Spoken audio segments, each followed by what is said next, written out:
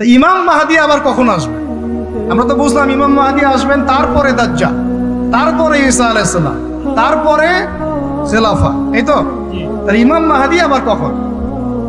আমাদের বুয়েটের মাহদী বের হয়, পাঞ্জাব থেকে মাহদী বের হয়, হ্যাঁ, বাংলাদেশের ওই কোনায় মাহদী বের হয়, সৌদি আরব থেকে ওই কোনা থেকে মাহদী বের হয়, হয় না? খুব ভালো করে মনে রাখবেন, যতক্ষণ এই বিশ্বে একটা মালহামা না হচ্ছে মাহদী আসছেন না। কথা ক্লিয়ার? এই বিশ্বে যতক্ষণ একটা মালহামা না হচ্ছে মাহদী আসছেন না। তিনি আসবেন ফাতিমা রাদিয়াল্লাহু আনহার বংশ থেকে। কার বংশ? তার আসল নাম মুহাম্মদ। কি নাম? তার নাক উঁচু, নাক একদম উঁচু, খাড়া, কপাল চওড়া, চেহারার গড়নটা আমাদের নবী সাল্লাল্লাহু আলাইহি ওয়াসাল্লাম।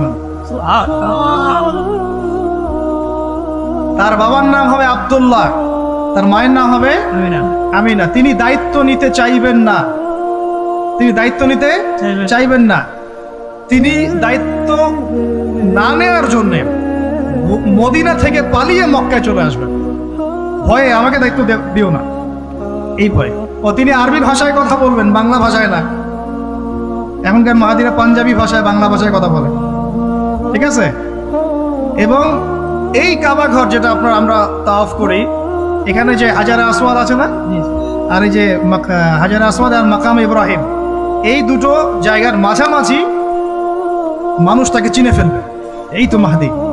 তার হাতে মানুষ বয়াত নেবে 313 জন। কতজন?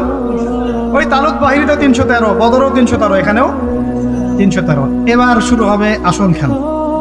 এবার প্রথমে ওই আরবেরই একটা গোত্র বনু কালব। কোন গোত্র? এই বনু কালব এই ইমাম মাহদীর বিরুদ্ধে যুদ্ধ করবে, আর মাহদী এই যুদ্ধে জয়লাভ করবেন ইনশাআল্লাহ। তারপরে সিরিয়া, শাম থেকে, শাম মানে শুধু সিরিয়াই না, ওই পুরো অঞ্চলটাই শাম, ওখান থেকে একটা দল আসবে এই মাহদীর সাথে যুদ্ধ করার জন্য। আল্লাহ পাক তাদেরকে মক্কা মদিনার মাঝখানে বাইদা নামক জায়গায় ধসিয়ে দেবে। কোন জায়গা? বাইদা। এটাই সেই চিহ্ন যেটা প্রমাণ করবে যে এই ব্যক্তি মাহদী। কথা বুঝতে পারছি? এরপরে মুসলমানদের আর কোনো পতন নাই, আর পিছনে ফিরে তাকানোর কোনো সুযোগ নাই। মুসলমানরা আর মাথা নিচু করবে না ইনশাল্লাহ কোনোদিনের জন্য। তারপর চলতে থাকবে খালি ইসলামের বিজয় আর বিজয় আর বিজয় আর বিজয়। আল্লাহু আকবার। এভাবে চলবে। তবে মাহদী কখন আসবেন? আগে মালহামা, তারপর মাহদী। মালহামা কি তাহলে? এটা হচ্ছে একটা বিশাল যুদ্ধ। এটা কি? কেমন যুদ্ধ? নবীজি বলেছেন, এই রোমকরা, ইউরোপিয়ানরা তোমাদের সাথে অচিরেই চুক্তি ভঙ্গ করবে এবং 80টা পতাকা নিয়ে তোমাদের বিরুদ্ধে ওরা যুদ্ধ করবে। এই মালহামাটা হবে ইরাকের ফোরাত নদীর নিচেই হোক আর পাশেই হোক, আল্লাহ ভালো জানেন। ওখানে সোনার পাহাড়কে কেন্দ্র করে। কি কেন্দ্র করে? এই সোনা মানে সত্যিকারের সোনাও হতে পারে, অথবা তেলও হতে পারে, আল্লাহ ভালো জানেন। তেল তো এখন সোনার জায়গা দখল করেছে, করে নাই? এই বিশ্বে তো সোনা চলে না, কি চলে? তেল। তো এটাকে কেন্দ্র করে যুদ্ধ হবে। নবীজি বলেছেন ওই যুদ্ধে এত ভয়াবহ হবে যে 100 জন যোদ্ধার মধ্যে 99 জনই মারা যাবে না। একটু মাথা খাটান যে এমন কোন যুদ্ধ কি হয়েছে পৃথিবীতে যেটাতে 100 জনের মধ্যে 99% মারা গেছে? তার মানে এটা হয়নি এখনো। আর একটা যুদ্ধে এত পার্সেন্ট মানুষ কিভাবে মরতে পারে?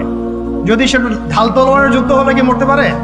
নিশ্চয়ই এমন কোন অস্ত্র সেখানে প্রয়োগ করা হবে যাতে একাধারে অনেক মানুষ তাড়াতাড়ি মারে। এটা এই অস্ত্র এখনকার যুগের কি অস্ত্র? নিউক্লিয়ার ওয়েপন্স হতে পারে, হতে পারে যদি এই যুগে সেটা হয়। আর যদি আল্লাহ পাক এটাকে আবার পূর্বের অবস্থায় নিয়ে যান, সেটাও হতে পারে, আল্লাহ ভালো জানেন। আমরা এটাকে ইন্টারপ্রিটেশন বলছি, এটা সঠিক হতে পারে, বেঠিক হতে পারে, অ্যাটলিস্ট একটা ধারণা তো পাচ্ছি। তারপর এই ইউফ্রেটিস নদীর এই সোনার পাহাড়কে কেন্দ্র করে এটা ঘটনা ঘটে। আল্লাহ নবী আরো বলেছেন সাল্লাল্লাহু আলাইহি ওয়াসাল্লাম, মুসলমানরা, আমাদের কথা বলছি, মুসলমানরা তোমরা যেন সেখানে হাতও না বাড়াও। কোন মুসলমান যেন ওই সোনায় হাতও না বাড়ায়, মানে ওই দিক থেকে আমরা যেন সম্পূর্ণ মুক্ত থাকি। ওরা মারামারি করে শেষ হয়ে যায়।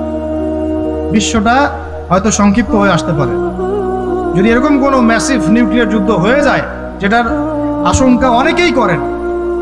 মিলিটারি অ্যাফেয়ার্স যারা পড়েন তারা করেন, পলিটিক্স যারা করেন তারা করেন। এবং এই জায়নিস্টরা চাচ্ছে, এই জায়নিস্টরা খুব করে চাচ্ছে বিশ্বে এমন একটা যুদ্ধ লাগুক। একবার ইউক্রেন রাশিয়ার ইস্যু তুলে দেয়, একবার সিরিয়ার ইস্যু তুলে দেয়, একবার একবার আফগান ইস্যু তুলে দেয়, একবার ইরাকে ইস্যু তুলে দেয়, একবার প্রথম বিশ্বযুদ্ধ লাগায়, একবার দ্বিতীয়টা লাগায়, ওরা খুব করে যাচ্ছে যেন আরো একটা লাগে।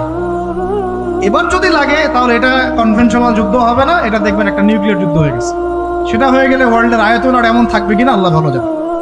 এগুলো ভাবতে হবে এবং আমাদের করণীয় ফিক্স করতে হবে। তবে করণীয় ওই কথাগুলো যেগুলো আগে বলেছি। যদি কিয়ামত হতে আর একদিনও বাকি থাকে, করণীয় এগুলোই থাকবে, চেঞ্জ হবে না, তাই না? কিয়ামত হতে যদি একদিনও বাকি থাকে, তাহলেও আমাদের কাজ ইলম অর্জন, আমল করা, পরিবার ঠিক করা, হালাল খাওয়া, বেশি বেশি তাসকিয়া, দাওয়াত ও জিহাদ। আর কোনো আমল আছে আমাদের? এইগুলোই কাজ। এগুলো হচ্ছে বিশ্বের ভবিষ্যৎ। আল্লাহ রাব্বুল আলামিন আমাদের সবাইকে এই বিষয়গুলোর জন্য প্রস্তুত থাকার তৌফিক দান।